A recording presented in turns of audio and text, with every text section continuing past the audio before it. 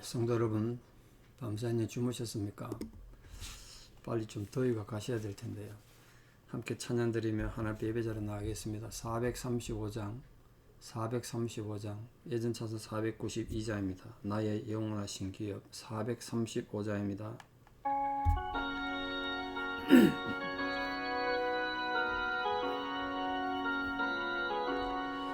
나의 영원하신 기업 생명보다 귀하다. 나의 갈 길 다가도록 나와 동행하소서. 주께로 가까이 주께로 가오니 나의 갈 길 다가도록 나와 동행하소서. 세상 부귀 안일함과 모든 명예 버리고 험한 길을 가는 동안 나와 동행하소서. 주께로 가까이 주께로 가오니 나의 갈 길 다가도록 나와 동행하소서. 어두운 골짝 지나가며 험한 바다 건너서 천국 문에 이르도록 나와 동행하소서. 주께로 가까이 주께로 가오니 나의 갈 길 다가도록 나와 동행하소서.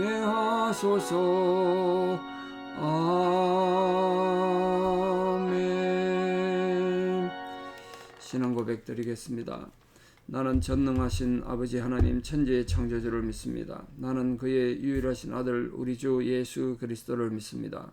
그는 성령으로 잉태되어 동정녀 마리아에게서 나시고 본디오 빌라도에게 고난을 받아 십자가에 못 박혀 죽으시고 장사된 지 사흘 만에 죽은 자 가운데서 다시 살아나셨으며 하늘에 오르시어 전능하신 아버지 하나님 우편에 앉아 계시다가 거기로부터 살아있는 자와 죽은 자를 심판하러 오십니다. 나는 성령을 믿으며 거룩한 공교회와 성도의 교제와 죄를 용서받는 것과 몸의 부활과 영생을 믿습니다. 아멘. 2023년 8월 24일 목요일 새벽 하나님 주신 말씀 사무엘상 8장 10절에서 22절입니다. 사무엘상 8장 10절에서 22절 봉독에 올리겠습니다. 사무엘상 8장 10절입니다. 사무엘이 왕을 요구하는 백성에게 여호와의 모든 말씀을 말하여 이르되 너희를 다스릴 왕의 제도는 이러하니라. 그가 너희 아들들을 데려다가 그의 병거와 말을 의거하게 하리니 그들이 그 병거 앞에서 달릴 것이며 그가 또 너희의 아들들을 천부장과 50부장을 삼을 것이며 자기 밭을 갈게 하고 자기 추수를 하게 할 것이며 자기 무기와 병거의 장비도 만들게 할 것이며 그가 또 너희의 딸들을 데려다가 향료 만드는 자와 요리하는 자와 떡 굽는 자로 삼을 것이며 그가 또 너희의 밭과 포도원과 감람원에서 제일 좋은 것을 가져다가 자기의 신하들에게 줄 것이며 그가 또 너희의 곡식과 포도원 소산의 11조를 거두어 자기의 관리와 신하에게 줄 것이며 그가 또 너희의 노비와 가장 아름다운 소년과 나귀들을 끌어다가 자기 일을 시킬 것이며 너희의 양떼의 10분의 1을 거두어 가리니 너희가 그의 종이 될 것이라.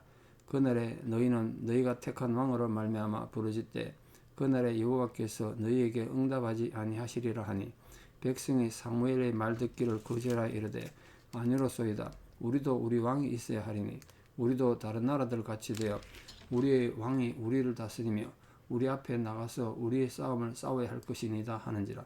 사무엘이 백성의 말을 다 듣고 여호와께 아뢰매 여호와께서 사무엘에게 이르시되 그들의 말을 들어 왕을 세우라 하시니 사무엘이 이스라엘 사람들에게 이르되 너희는 각기 성읍으로 돌아가라 하니라. 아멘. 여러분 우리 옛말에 은발에 오줌 누기란 말이 있죠. 겨울에 춥다고 은발에 오줌 넣으면 순간적으로 따뜻한 것 같은데 그게 얼어붙으면 더 힘들어지지 않습니까? 그 인간의 어리석은 선택을 비판하는 그런 속담이 아닌가 싶습니다. 지금 이스라엘 백성이 그 일을 하고 있습니다. 은발에 오줌 누르게 하고 있어요. 나중에 자기들 앞에 닥칠 고통은 생각도 않고 우선 필요하니까 해달라는 거예요. 왕정을. 왕을 요구하는 백성들 앞에 왕 제도에 대해서 이 사무엘이 지금 다양하게 설명하고 있습니다. 왜 이렇게 지금 설명하고 있을까요? 여기 지금 보면 병력의 의무에다 강제 노동의 의무에 또 딸들을 강제로 노동시키고 납세의 의무를 여러 가지를 말하고 있고요. 또 백성들을 노예로 삼을 것이고 여러 가지 문제점을 지금 쭉 얘기하는 이유가 뭘까요? 사무엘이 이제 걱정돼서 그런 거죠. 미리 미래를 내다본 거죠. 인간의 제도라는 것이 아무리 좋은 제도라도 완벽할 수는 없거든요. 인류 역사상 민주주의든 뭐 왕정이든 뭐 의회 민주주의든 별게 다 있는데 완벽한 나라가 어디 있습니까? 지금 완벽한 역사가 없잖아요. 어느 한 것에만 그걸 완벽하다고 그걸 강조한다는 게 얼마나 어리석냐고 인간이. 뭐 자본주의는 또 완벽합니까? 공산주의는 말할 것도 없고 모든 인간이 만든 제도는 한계가 있습니다. 그 약점을 어떻게 감당할 거냐는 거예요.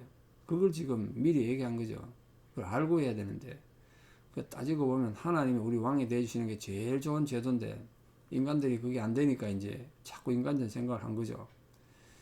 그 왕정 제도가 가져올 문제점들에 대해서 하나님께서 11절에서 17절에 길게 각 절의 문제점들을 쭉 얘기하고 계십니다. 근데 그거에 좀 백성들이 귀를 기울여야 되는데 먼저 하나님께서 왕을 세우는 일로 인해서 자기들 문제들을 사무엘을 통해서 이제 계시하십니다. 그 남녀를 왕들이 징집할 것이다. 곡식과 가축에 대해 세금을 요구할 것이고 종과 나귀를 왕의 필요에 따라 마음대로 갖다 쓸 거란 거예요. 자기 집 종인데 왕이 데려다 쓰고 자기 집 개인의 집의 나귀들을 왕이 데려다 쓴다는 거예요. 그 개인이 이제 자유인이 아니다. 종으로서 왕에게 완전히 종속돼 가지고 모든 백성이 노예처럼 전락할 것이다. 그리고 궁극적으로는 왕이 악정을 베풀면 얼마나 고통스럽고 힘들겠느냐. 그렇더라도 하나님 응답하지 않겠다. 뭐 이런 여러 가지 문제점 말씀하셨습니다. 왜 이런 문제점들을 하나님 말씀하셨을까요? 이유는 왕을 세운다는 것 자체가 하나님으로부터 영적으로, 정치적으로, 사회적으로 완전히 독립한다는 뜻이니까 그게 가지는 심각한 의무와 책임이다. 개인이. 그게 문제 아니겠습니까? 뭐 가나안 땅을 떠나왔을 때뿐만 아니라 좀 더 역사로 거슬러 올라가면 뭐 에덴 동산에서부터 인간에게는 의무와 책임이 있었습니다. 선악과 따먹는 거 자유인데 거기에 따른 책임은 져야 되는 거예요. 지금 이스라엘 백성들이 또 한번 선악과 따먹으려고 하는 거예요. 지금 이 하나님을 떠나버리면 하나님 보호를 받을 수 없는데 그 엄청난 삶의 짐을 져야 되지 않습니까? 근데 그거를 본인들이 감당해야 되는데 그런 생각이 없는 거죠. 우선 지금 자기들이 좋으니까 왕정을 허락해 달라고 지금 얘기한 겁니다. 근데 그때 하나님이 경고하셨어요. 특히 18절에 왕으로 말미암아 너희들이 부르짖을 것이다. 그들의 외침에 하나님 응답하지 않겠다. 그렇게 경고하셨어요. 자, 왕으로 말미암아 백성들이 부르짖는다는 건 무슨 뜻입니까? 왕정에 의해서 사람들이 고생하는 거죠. 폭군이 등장할 때 어떻게 할 거냐는 거예요. 그걸 감당할 방법이 없지 않습니까? 왕이라는 게 또 세습되는데 두고 백성들 괴롭히고 백성들이 힘들게 하면 그 책임 누가 질 거냐는 거예요.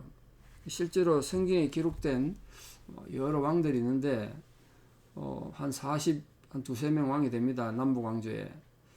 대부분이 악한 왕들입니다. 북쪽 이스라엘은 전부 악한 왕이고요. 남쪽에도 22명 왕 중에 9명 정도는 선한 왕입니다만 나머지 전부 악한 왕들입니다. 백성들이 죽을 고생합니다. 그때 하나님께서 외치면 응답하지 않겠다는 거예요. 그럼 하나님은 백성들을 내버려 두고 죽어도 모르겠다 이런 뜻이 아니고 그냥 경고하신 거죠. 그러니까 자기들 선택에 대한 책임감이 얼마나 무서운가 그걸 그때 아는 거죠. 그때 알아. 만약에 문제 생길 때마다 백성들이 엉뚱한 선택했는데도 문제 생길 때마다 하나님 자꾸 해결하고 하면 발전이 없지 않겠습니까? 지금 우리 삶도 마찬가지죠. 오늘 우리의 삶은 우리가 선택한 삶입니다. 이 선택에 대한 우리 책임이 있는 거죠. 근데 우리 책임은 안 지르고 늘 남 탓하고 뭐 부모 탓하고 세상 탓하면 어떻게 발전이 있겠습니까? 우리가 선택한 삶에 대한 책임은 내가 져야 된다. 하나님 그걸 강조하는 거예요. 그 백성들이 왕으로 인해서 부르짖을 때 하나님 응답하지 않는다는 건 하나님이 그들을 버린다는 뜻이 아니고 거기에 대한 교훈이죠. 교훈. 우리 삶에 대한 교훈. 그러니까 우리가 세상 살면서 어려움 겪고 우리 실수와 실패에 대해서 교훈이 없고 거기 배우지 않으면 어떻게 발전이 있겠습니까? 사람 완벽한 인간은 없기 때문에 누구나 실수하고 실패할 수 있죠. 거기에 대한 책임을 지면서 우리가 또 배우는 거예요. 근데 하나님의 이 자세한 경고에 대해서 이스라엘이 어떻게 반응했습니까? 이게 이제 문제예요. 하나님 이렇게까지 경고했는데도 백성들이 안 들었어요. 19절에 뭐라 그랬습니까? 백성이 사무엘 말 듣기를 거절했대요. 이제 문제는 여기 시작되는 거예요. 여기 시작돼. 프랑스 속담에요. 충고는 그 충고가 가장 필요한 자들에게서 거절당한다. 이런 속담이 있습니다. 가장 필요한 자들에게 충고가 안 먹히던데요. 그러면서 뭐라 그랬습니까? 아니로소이다. 우리도 왕이 있어야 한다는 거예요. 지금 당장은 하나님의 가르침, 교훈 필요 없는 거예요. 지금 생각들이 왕이 있어야 된다는데 거기에 꽂히니까 모든 것이 그렇게 보이는 거예요. 안경을 그래 써버리면 뭐 빨간 안경 쓰면 세상이 좀 빨갛게 보이지 않습니까? 이스라엘 백성들은 지금 자기들이 힘들고 어려운 게 하나님과 관계에서 문제가 있어서 그렇다는 건 아무도 생각 안 하고 자꾸 다른 나라들하고 비교한 거예요. 다른 나라들하고. 그게 색안경을 끼니까 모든 걸 그렇게 보는 거예요. 결국 이스라엘이 요구한 왕정 제도는 어떤 제도였냐면 이들이 하나님의 교훈, 하나님 앞에 충성하는 마음이 사라지고 나니까 우리가 하나님을 향하여 어떻게 살아야 되겠는가 이런 생각 안 하게 되고 자꾸 딴 나라 보게 되는 거예요. 다른 나라. 그 20절에 보십시오. 우리도 다른 나라들 같이 돼요. 이래 된 거예요. 이스라엘 백성들이 원하는 건 다른 나라들처럼 되는 거였어요. 하나님 나라 되는 게 아니고 이게 이제 심각한 문제죠. 오늘도 우리들이 세상을 삽니다. 하나님 백성으로 살고 예수 제자로 사는데 내가 하나님의 자녀로서 어떻게 살 것인가? 내가 예수 제자로서 어떻게 살 것인가? 이런 데 대한 관심과 노력과 기대는 가지기 어렵고 옆집에 잘 사는 사람들, 부귀영화를 누리는 사람들, 세상의 그 풍요로움 이런 것만 자꾸 우리 눈여겨보게 되는 거예요. 이제 이게 지금 고민이 되는 거죠. 결국 이스라엘이 원했던 게 하나님 앞에 어떤 자세가 아니라 세상 나라들 같이 되는 거였어요. 이스라엘 백성들이 이 세상 왕정을 통해서 그들이 기대한 게 뭡니까? 20절 후반절에 우리를 다스리고 우리 앞에 나가서 싸움을 싸워야 할 것이다. 다른 나라들이 전쟁할 때 보니까 왕이 나와가지고 전두지휘하니까 전쟁이 이기더라는 거죠. 근데 그걸 기대한 겁니다. 글쎄 그게 정말 하나님 앞에 의미가 있었겠습니까? 이스라엘이 요구한 이 왕의 형태가 바로 이 권력형 왕이란 말이에요. 세상이 원하는, 열방이 원하는, 여러 나라들이 가지고 있는 권력형 왕. 그러나 우리의 진정 왕이 예수님은 권력의 왕이 아니지 않습니까? 섬기는 왕이고 제자들을 발을 씻기는 왕인데 이런 개념이 지금 완전히 사라진 거예요. 그 사무엘을 통해서 하나님께서 계시하셨던 왕 제도가 오늘까지도 영향을 주고 있지 않습니까? 지금은 뭐 왕이 있는 나라도 있고 없는 나라도 있습니다만 왕이 있어도 예전처럼 통치는 잘 안 합니다만 한 국가가 고도로 조직화되면요 그게 절대 권력이 돼가지고 국민을 괴롭히는 나라들 지금 많지 않습니까? 중국 같은 나라에 완전히 또 새로운 황제가 태어난 것처럼 그렇지 않습니까? 북한도 그렇고 아프리카에 많은 나라들, 중동에 많은 나라들 보십시오. 중동에는 뭐 절대 왕권을 가진 나라가 있긴 있습니다만 국민들이 행복하겠습니까? 이게 사무엘이 이스라엘에게 경고한 것은 왕이 군대만 요청한 것이 아니라 모든 백성을 왕의 사유물처럼 왕의 물건처럼 사용할 것이다. 그렇게 권력을 행사한다. 그럼 엄청난 고통을 받을 것이다. 네, 하나님 없는 세상이 되니까. 그렇게 지금 경고를 했습니다. 근데 그게 문제죠. 참 결론적으로 이스라엘이 왕을 세우는 건 하나님 뜻이었는가? 하나님 세우라 그랬지 않습니까? 어쨌든 간에 그 모세 오경에 창세기에도 있고 민수기에도 있고 신명기에 등장하는 왕정 제도에 대한 개념이 있는데 거기에 따라서 그 말씀을 따르면 왕정이 세워지는 것 하나님 뜻이라고 할 수 있죠. 그러니까 하나님 미리 왕을 세우면 이런 제도로 세워야 한다. 이런 거 조심해야 된다. 뭐 그렇게 썼겠죠. 그런데 오늘 이 이스라엘 백성들이 원한 것처럼 그런 방식의 왕정은 아니란 거예요. 지금 시기도 잘못됐고요. 지금 이 사람들이 최근에 사무엘에 의해서 하나님의 돌보심으로 전쟁 이기고 블레셋에서 승리해가지고 영광을 가져왔던 시기 아닙니까? 그럼 하나님께 감사하고 하나님께 예배를 드려야 될 그런 시기에 하나님 앞에 왕을 요구했고 동기도 잘못된 거예요. 동기. 그 왕을 통해서 우리가 하나님을 바로 예배하고 하나님 앞에 충성된 그런 백성이 민족이 되어보자 이런 뜻이 아니고 다른 나라들처럼 전쟁 때 나가서 진두지휘해서 하나님 없이 전쟁을 이겨보자는 거 아닙니까 지금? 그게 문제인 거죠. 근데 하나님께서 제가 말씀드린 것처럼 징벌적 허용을 하십니다. 물론 인간이 죄 짓도록 그냥 내버려 둔다는 뜻은 아닙니다. 악을 그냥 행하게 하실 수는 없죠. 하나님이 악을 어떻게 그냥 두시겠어요? 하나님은 하나님의 높은 뜻을 드러내기 위해서 물론 인간의 악을, 인간의 실수까지도 이용하시는 분입니다. 또 어느 정도 창세기 에덴 동산에서부터 인간의 자유의지를 만드셨고 자유의지를 허용하시는 하나님이시죠. 그 자유의지에 의해서 오늘도 이 왕정제도를 허락하신 겁니다. 오늘 우리 모든 성도들의 개개인의 삶에도 이런 놀란 중요한 선택을 해야 될 때가 있을 것입니다. 기억하십시오. 하나님 우리에게 모든 자유를 주셨습니다. 우리 무엇을 선택하든 무엇을 하든 우리 자유입니다. 그러나 책임은 우리 각자가 지는 것입니다. 오늘 이스라엘 백성들이 하나님 없는 왕정 제도를 요구했기 때문에 이후에 그들이 하나님 앞에 부르짖어도 그에 대해 하나님 듣지 않겠다는 징계 아닌 징계를 받은 이 사실을 기억해서 여러분은 모든 삶의 현장에서 모든 상황 속에서 하나님을 인정하십시오. 하나님을 높이십시오. 그럼 하나님도 여러분을 인정하실 것이고 여러분을 높여주실 것입니다. 그 하나님과 동행함으로 하나님의 존귀한 백성으로 살아가는 거룩한 성도들 다 되시기를 우리 주 예수 그리스도의 이름으로 축원합니다. 기도드리겠습니다. 하나님 아버지, 우리 모든 인생이 하나님의 것이고 하나님의 주권으로 이루어지고 운행되어 간다는 사실을 새롭게 고백합니다. 오늘 이 말씀을 통하여 이스라엘 백성들의 어리석은 선택을 보며 우리가 교훈을 받습니다. 우리 안에도 이스라엘 백성들 같은 잘못된 생각이 얼마든지 있을 수 있음을 고백합니다. 우리도 우리의 욕심과 야망 때문에 하나님 없이도 세상에서 성공만 하고 싶어하는 헛된 왕을 구할 때가 얼마나 많은지 모르겠습니다. 우리가 하나님을 버리고 하나님을 등지더라도 세상에서 부귀영화만 누릴 수 있다면 그 세상의 왕을 추구하는 그런 마음은 언제든지 가질 수 있습니다. 우리의 그런 어리석음을 깨우쳐 주시고 우리의 진정한 왕은 하나님이시라는 사실을 우리가 분명히 믿고 모든 삶의 상황 속에서 하나님을 높임으로 하나님을 바로 예배하는 자로 살아가는 거룩한 백성들 되게 도와주시옵소서.